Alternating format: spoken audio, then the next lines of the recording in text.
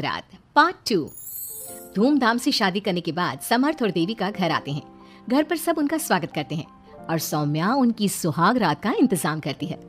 समर्थ और देविका दोनों अपने रूम में बैठे बातें कर रहे होते हैं। तब देविका कहती है, सुनिए, आप इतना दूर क्यों बैठे हैं? नहीं, कुछ नहीं, बस थोड़ा सा थक गया हूँ। अगर आप कहें तो मैं आपका सर दबा दूं? अब नहीं, रहने दो, आप भी तो थकी होंगी। देविका आगे बढ़ते हुए कहती है, थक तो गई हूँ पर आपकी सेवा करना पहला धर्म है मेरा। देविका झट से समर्थ के पैर पकड़कर दबाने लगती है। ऐसे ही कुछ देर निकल जाती है और समर्थ कहता है, अब रहने दो देविका, तुम भी आराम कर लो, तुम भी थकी थकी लग रही हो। देविका मना करते हुए उठ जाती है और अपने बालों को खोलकर समर्थ का सर दबाने लगती है और कहती है, मेरी थकावट तो आप ही दूर कर दोगे ना? इतना कहकर देविका अपने खुले बालों को समर्थ के ऊपर डालती है। समर्थ देविका के जाल में सम्मोहित होने ही वाला होता है कि अचानक से दरवाजे पर किसी की दस्तक होती है। समर्थ आवाज लगाते हुए कहता है, कौन? भाई, मैं हूँ सौम्या। क्या है सौम्या? क्या बात है देविका, कैसा लग रहा है मेरी भाभी बनकर? कुछ बात आगे बढ़ी या नहीं? बात आगे बढ़ती कैसे?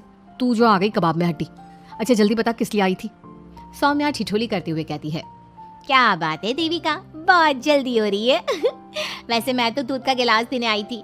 आखिर मेरी सहेली की सुहाग रात में कोई कमी नहीं होनी चाहिए। देविका दूध का ग्लास लेते हुए जल्दी से दरवाजा बंद कर लेती है और पीछे मुड़कर देखती है तो समर्थ तो सो चुका था। देविका समर्थ को उठाते हुए कहती है, सुनिए समर्थ जी, उठ जाइए ना, सौम्या दूध देने आई थी, इसे पी लीजिए फिर आप सो जाना। समर्थ नींद में उठता है और दूध पीकर फिर से सो जाता है। देविका उसके बगल में बैठी कहती है, सुनिए समर्थ जी, आज हमारी पहली रात है और आप सो रहे हो। समर्थ नींद में ही कहता है, देविका मैं बहुत थक गया हूँ, मुझे बहुत तेज नींद आ रही है, तुम भी सो जाओ। सोने के लिए तो पूरी रात पड़ी है, आप उठिए ना और कुछ देर मुझसे बात तो करिए। देविका जिद करते हुए समर्थ को आधी नींद से उठा देती है। समर्थ उठकर बैठ जाता है और कहता है, बोलिए देविका जी, आपका हुक्म सर आंखों पर। सुनिए, मैंने सुना है कि पति अपनी पत्नी को पहली रात कोई तोहफा देता है। आप मेरे लिए कुछ नहीं लाए क्या? वो मैं कैसे भूल सकता हूँ, लाया हूँ पर वो दूसरे रूम में रखा है। तो दिखाइए ना क्या लाए हैं। अरे अभी तो कहा कि तुम्हारा गिफ्ट दूसरे रूम में है, तो जाकर लेकर आइए ना। अगर अभी गया तो घर के सब लोग जाग जाएंगे और 10 तरह के सवाल जवाब करेंगे। मैं सुबह दिखाता हूँ ना। समर्थ इतना कहकर लेट जाता है और लेटे लेटे देविका से कहता है, अच्छा सुनो देविका, मुझे बहुत नींद आ रही है, मैं सो रहा हूँ, तुम भी सो जाओ। देविका समर्थ की बात सुनकर कहती है, आपको तो हमारी पहली रात की कुछ पड़ी ही नहीं है। इतना कहकर देविका भी उसके करीब आकर लेट जाती है और सो जाती है। अगली सुबह अधीरा समर्थ के रूम में सफाई करने आती है और देविका को उसके करीब लेटा देख रोने लगती है। रोने की सिसकी सुनकर समर्थ की आंख खुल जाती है। वो उठकर देखता है कि अधीरा उसके कमरे में रो रही है। उसे देखते ही समर्थ बहुत गुस्से में आ जाता है और अधीरा से कहता है, अधीरा, तुम सुबह सुबह क्यों रो रही हो? तुम्हें यहाँ नहीं आना चाहिए था, जाओ यहाँ से। समर्थ अधीरा का हाथ पकड़कर रूम के बाहर कर देता है और कहता है, अब बिना दरवाजा नॉक किए अंदर मत आना। इतने में देविका भी आ जाती है और समर्थ को भड़काते हुए कहती है, हाँ समर्थ जी, ये रो रो कर हमारे घर में अपशगुन कर रही है और अब ये देखो कैसे मगरमच्छ के आंसू दिखा रही है।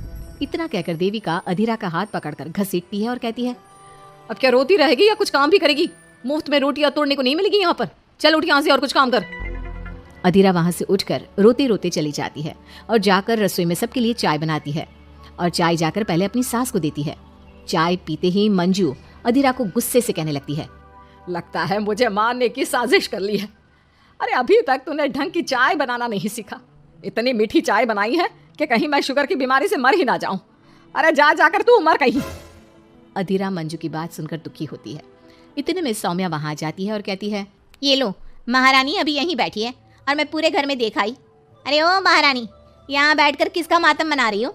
उठ यहाँ से और जाकर हमारे कपड़े धो, बहुत कपड़े पड़े हैं धोने को।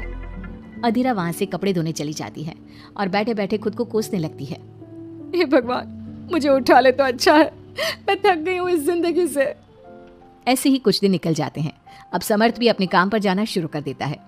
एक शाम अधीरा घर के सारे काम करके अपने रूम में आराम कर रही थी और मंजू अधीरा को आवाज लगाते हुए कहती है, अरे ओ कल मुही, अगर आराम हो गया हो तो आकर मेरे पैर दबा दे।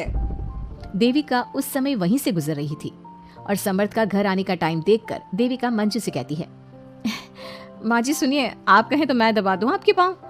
पता नहीं अधीरा कहाँ है।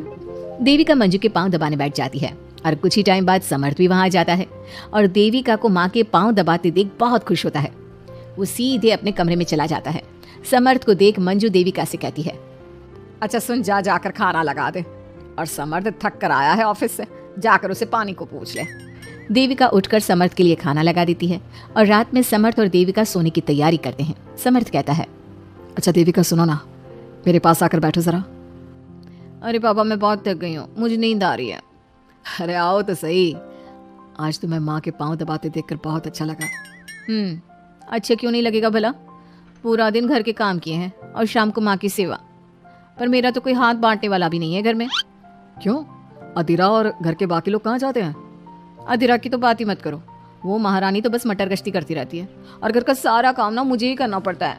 मेरी तो किसी को पड़ी ही नहीं है, मैं तो सिर्फ एक नौकरानी हूँ इस घर में। अरे नहीं ऐसा मत बोलो। क्यों ना बोलूं, आपने मुझे वादा किया था ना कि आप मुझे रविवार को फिल्म दिखाने ले जाओगे और कपड़े भी दिलवाओगे, पर आपने तो एक भी वादा पूरा नहीं किया। अच्छा बाबा, कल रविवार है, कल ही चलते हैं और तुम्हारी सारी शिकायत दूर कर देते हैं। खुश। दोनों सो जाते हैं और अगली सुबह समर्थ और देविका बाहर घूमने चले जाते हैं। अब समर्थ पूरी तरह से देविका के वश में हो जाता है। देविका जो कहती समर्थ वही करता। क्या समर्थ को कभी अपनी बहन और दूसरी पत्नी की सच्चाई पता चल पाएगी? अब क्या होगा अधीरा का? इसके लिए हमारे अगले एपिसोड का इंतजार कीजिए।